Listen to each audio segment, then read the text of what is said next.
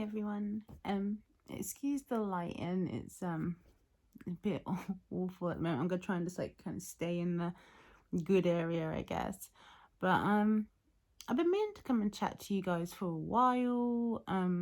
Like about my mental health and skating. I'll put a trigger warning here just in case. I'm not actually sure what I'm gonna say to you today.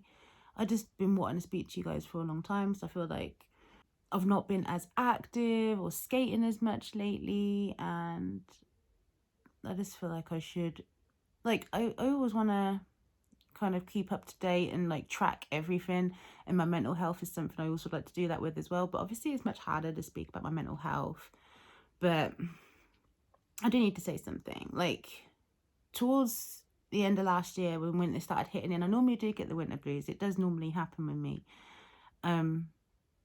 But obviously I do have mental health issues as well that I have kind of diagnosed, things that they think I might have that aren't diagnosed yet. I'm not getting any help for it, and I'd stopped taking my medication last year.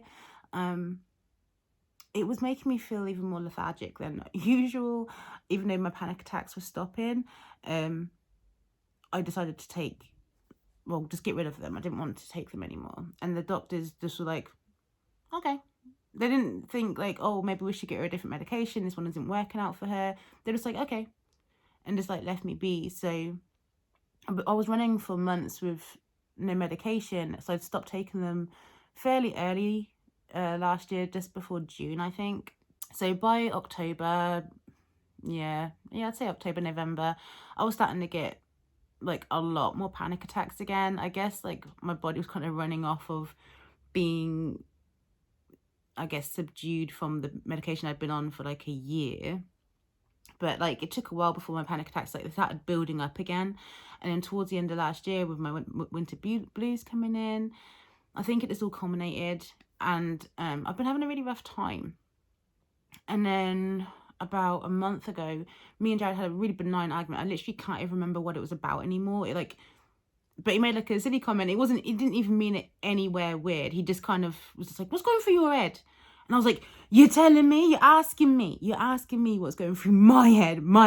And I kind of went fucking nuts. I had a massive freaking breakdown. Hang on, I'm getting a phone call now. I don't know what that was about. But anyway, I kind of ended up having a massive breakdown that day. I couldn't stop crying.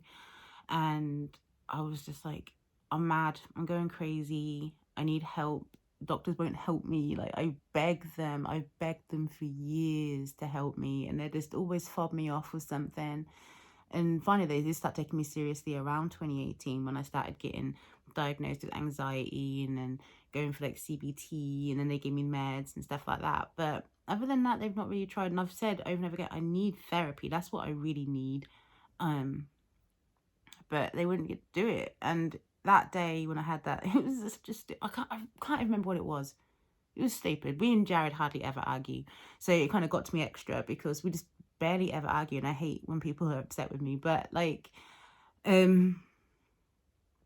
I started trying to be okay, well, I guess I need to go somewhere. And I mentioned in the video before that I was like, I feel like I probably would benefit me, but I really don't want to, because they drug you up a lot, and I don't know, I just really don't fancy being that out of it. But at that point I was like, I'm no good to anyone, So I was literally trying to look up how to commit myself, or find out an easy way so that Jared could get me sectioned. I don't know. I just wanted to be getting help that day, because I went right in the head. I just went. It was a really, really rough day. And in the end, I got hold of some mental health triage place, and kind of vomited everything out to them, anything that's ever happened in my life. And they're like, okay, I'm gonna get someone to call you back. We're gonna get a therapist to give you a call back today. Are you okay to do that? And I'm like, yeah, please. And ended up having a phone call with a couple of mental health people that day, and they were really kind of concerned, which was nice, because I know that I've got some messed up stuff. Right, okay, I'm gonna put a trigger warning here. Skip over. I'll put a timestamp on the screen where you want to skip to if you want to miss out on the trauma that I've been through. But basically, actually been a time. in my life, I was raised in a cult. I had been beaten by my father. My father is a convicted pedophile. My neighbor son molested me continuously for a long period of time. My mum started abandoning me on different family members or just on my own. During this time, again, I got then sexually abused by people. I went through self-harm. I went through suicide attempts. I got with an abusive ex who was actually my assistant manager at a job when I was like 16, and he was about 5 years older than me. He was really abusive. I was with him for 7 years. He was mentally, physically, and sexually abusive, and he was really racist, like really, really freaking racist. And you'd never get him to admit it, but he used to say stuff like Obama's only like any good because he's half white. He'd say the same thing about myself. He'd say that our kids would be even better if I have kids of him because they'd be even more white. You know, he was just disgusting. He would say like things like black people are inherently more stupid and that's why he's with me because like I'm a little bit smarter. And it's just like, you know what, my mum, she's the white side of me. She ain't fucking smart, okay? Neither of my parents are fucking smart. Like, that fucks in my head too. It's like, am I really dumb then? Because I feel like I'm not dumb, but how the fuck can anything good come out of my parents? Anyway, but he used to do stuff to me when I would sleep and record it and things like that, and got out of that mess.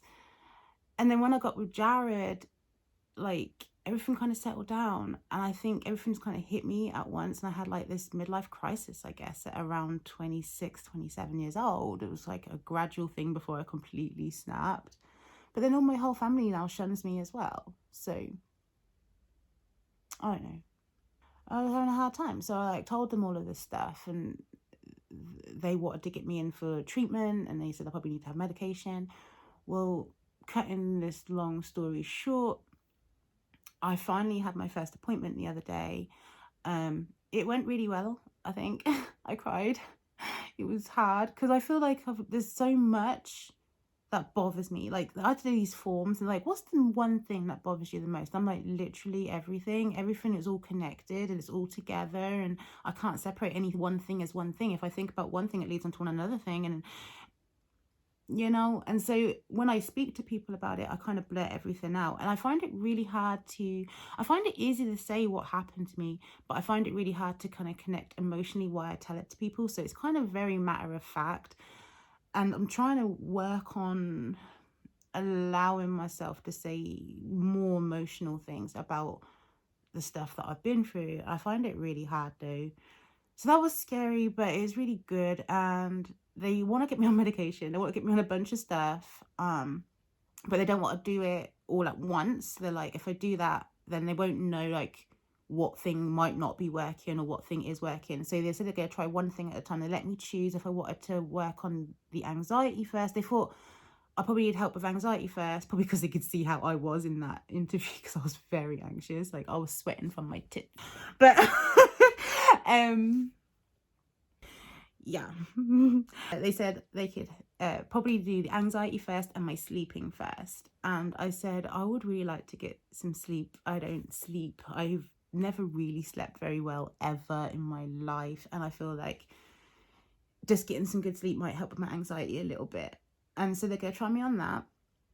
And then I guess they're going to wait a little while to see how I get on with it. It should be an instantaneous thing as well. When I take it, I should start getting drowsy. So they're going to see how I get on with that. If I get on with it, they're going to move on to the anxiety meds. And then, you know, on we go. But that's as far as we've got as planned coming up. If I don't get on with this first sleep medication, they'll try me on another one. They said, not to worry, there's lots. Like, there was like a nurse there who was a medication specialist for this kind of stuff. And then there was a woman who was like the therapist. And they both had these massive books and they were just like full. Like, the guy on the medication, I was like, I hope he ain't planning on giving me all of that. But like, it seems like that was just like the option. So I'm like leaning in because of the lights, you know. But yeah, like, that's a lot of medication on the paper, but it's in case some things don't work. So it wasn't all for me, but And obviously there's a lot more diagnoses to make. So, yeah. I don't know. I don't know why I like to track stuff. I guess I do. Because I do like to look back on stuff and see if things have changed. Because I'm very much one of those people who thinks everything's gone stagnant. My life's gone stagnant. My skating's gone stagnant. Blah, blah, blah, blah, blah. I'm that kind of person. I just like constantly beats down on myself. And because I've been feeling so rough, I don't want to skate as much. But I do want to skate, but I just don't have the motivation to, you know. And that makes me feel bad because I'm like, I want to skate and I don't want to skate. And I'm just like, I'm not doing anything productive with my life. And I've also got so I've got 2 skate videos to upload. Well, I'm gonna put them together because one's really short. From this last week, and I haven't uploaded that. You know. I think I'm gonna probably just stop talking, and I'll maybe update you when something else happens. Maybe when I start my medication, let you know how I'm sleeping. But yeah, just want to let you know where I'm at. It's really all. I'll see you soon. Bye. Thank you if you listened to all that, by the way.